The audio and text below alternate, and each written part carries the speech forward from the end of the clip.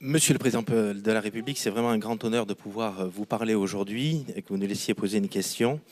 Alors, je suis le maire de Coutras, une commune de Gironde d'à peu près 9 000 habitants plutôt, dont le centre-ville est classé en quartier prioritaire au titre de la politique de la ville. C'est une commune semi-rurale, périurbaine, qui souffre de bien des maux, comme d'autres sur notre territoire. Nous avoisinons un taux de chômage de 16% sur l'ensemble de notre territoire, et tous nos partenaires s'accordent à dire que les indicateurs socio-économiques sont dramatiques. Un des axes prioritaires du contrat de ville est le développement économique et l'emploi. Et à ce titre, je porte un ensemble de projets qui poursuivent tous les mêmes objectifs. École de la seconde chance, entreprises adaptées, maisons des arts et de la création, continuité écologique sur notre rivière de la Dronne avec une base de loisirs.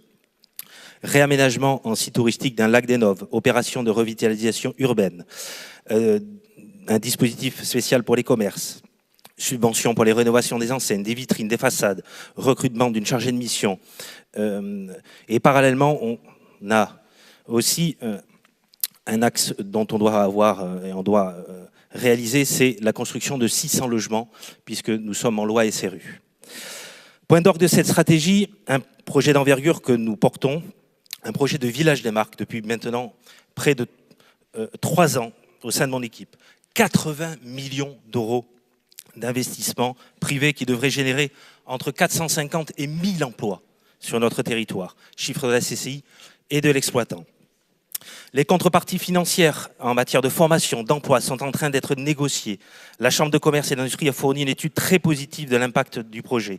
Outre les emplois, il faut aussi noter sur le territoire 1,2 million de visiteurs par an, dont environ 150 000 à 200 000 pour irriguer les centres-villes. Le permis de construire a été déposé. Un premier passage en commission départementale d'aménagement commercial s'est tenu le 13 février dernier.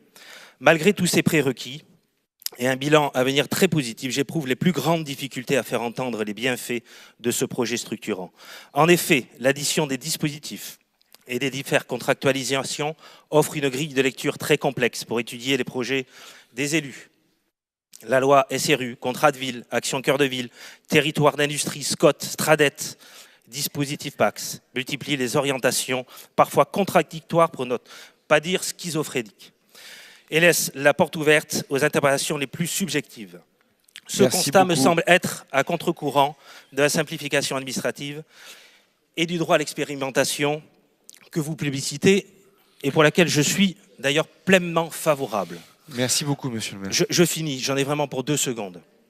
En l'occurrence, l'interprétation, à mon sens, très subjective du SCOT n'a pas permis à la CDAC de se positionner en faveur du projet. La ville et les promoteurs vont faire appel de cette décision auprès de la CNAC. Dans les faits, il me resterait donc à construire 600 logements sans développement économique pour transformer Coutras en une ville dortoir et enfermer les nouveaux arrivants dans des trappes à chômage. Je finis, c'est ma question. Monsieur le Président de la République, alors que nos territoires ruraux ont la chance d'avoir des investisseurs d'envergure européenne qui apportent une manne financière sans précédent et des opportunités d'emploi qui vont inonder un bassin de vie en grande souffrance. Je souhaitais savoir quel dispositif était envisagé pour simplifier l'installation de tels projets sur nos territoires, pour qu'enfin les services de l'État et les différents dispositifs puissent s'aligner sur les orientations gouvernementales vous prenez, à savoir le développement économique. Monsieur le Président, je pense que, monsieur le maire. Sincèrement, on ne peut pas attendre tout de l'État, mais par contre, ces territoires sont prêts à les porter et on a les projets. Par contre, aidez-nous à les sortir, parce que sans vous, on n'y arrivera pas. Merci beaucoup. Monsieur le maire, d'abord, vous êtes très enthousiaste, vous avez une situation très difficile, donc on n'a qu'une envie, c'est de vous aider. Alors, simplement, au fond, et ça c'est emblématique de ce que vit notre pays, si j'ai bien compris implicitement la situation, le problème, il est entre les collectivités. Il est que le maire de Libourne, qui n'est pas avec nous, mais lui est plutôt réservé, mon voisin qui a des responsabilités d'aménagement dans l'interco est réservé, et donc que vos collègues autour disent s'il fait ce projet, ça va tout nous déséquilibrer, ça va mettre en l'air mon commerce de centre-ville, alors même qu'on a une action cœur de ville. Moi, je suis incapable d'en juger, je ne vais pas ici être le... Non mais, donc, il faut que les choses suivent leur cours.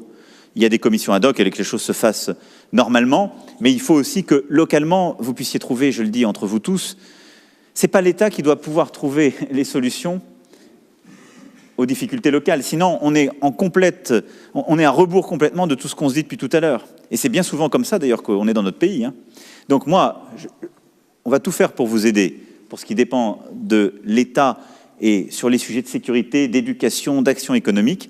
Sur ce projet, il faut qu'il suive sa vie. Je ne vais pas vous dire, je vais vous affranchir de toutes les commissions qui existent. Et donc, ça suppose une concertation avec vos collègues pour que, au-delà de la CDAC, dans tout ce qui est à venir, on puisse avancer. Par contre, il y a une chose par rapport à des projets comme celui que vous évoquez, auquel je tiens et sur lequel nous avons commencé à avancer et nous continuerons, c'est que je ne veux plus qu'il y ait des mécanismes de blocage indu, de recours indu et de délais supplémentaires. Et donc là, ce n'est pas la même chose que les autorisations et la concertation avec les autres élus, mais le recours abusif et les délais sur le recours abusif, la loi Elan y a apporté une première réponse et je pense va changer drastiquement les choses et on va continuer là-dessus parce que pour les grands projets tels que vous l'évoquez, c'est une des choses qui est insupportable lorsque les maires portent des projets et veulent avancer.